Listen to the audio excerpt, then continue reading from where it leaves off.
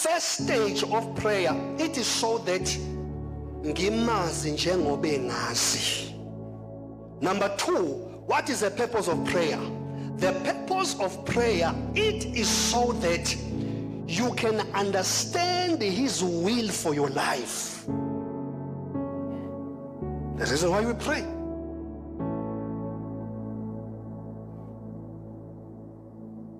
Oh, number 1, ukuba ngimazi njengalokhu naye engazi. But number 2, so that I may know his will for my life. I must know his, mele ngiyazi intando yakhe ngokwempilo ukuthi ungibizeleni.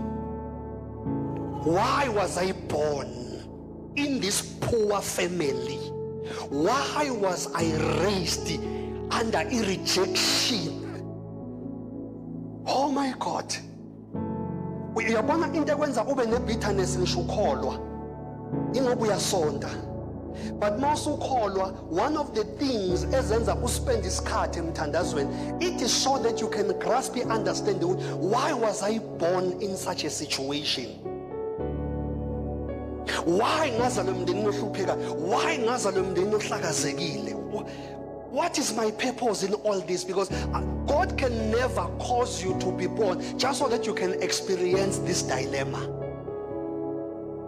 You are born for I'm born for a purpose.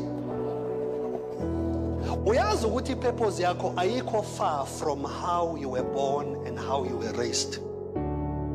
Ama-patterns owafunda between the lines there.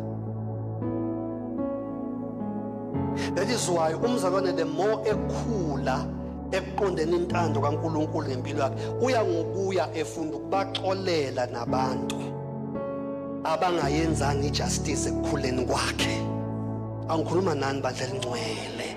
Hawu manje the time uthandaza uNkulunkulu uyaqala ngivulela iscope ukuthi why kwamele uzalo baba wayekuzonda.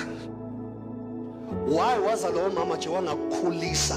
Not ngoba bekunenkinga, watshengisa futhi akayimisele nje ukukukhulisa. Wazi wakhulisa uncancane noma umamkhulu. uNkulunkulu angibulela ukuthi why.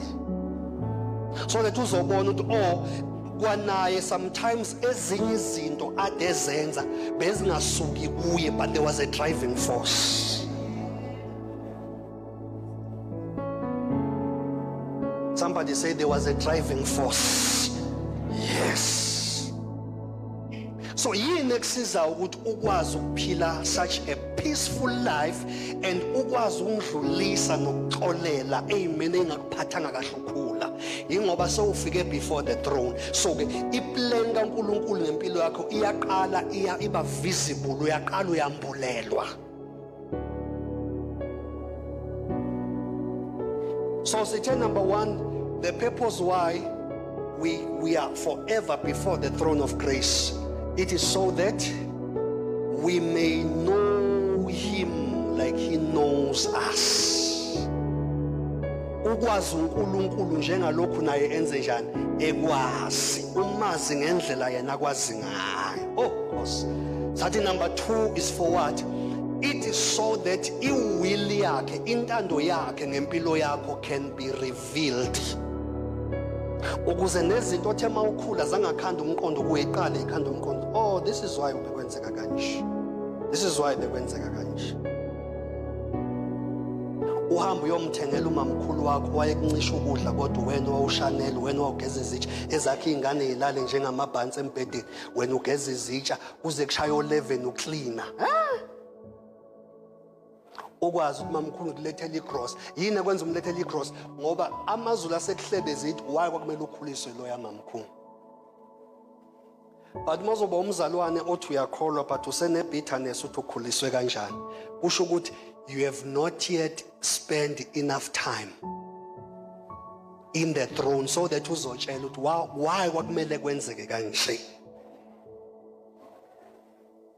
So kusho sesingasho ukuthi i-throne in the ability to give us understanding about the processes of life.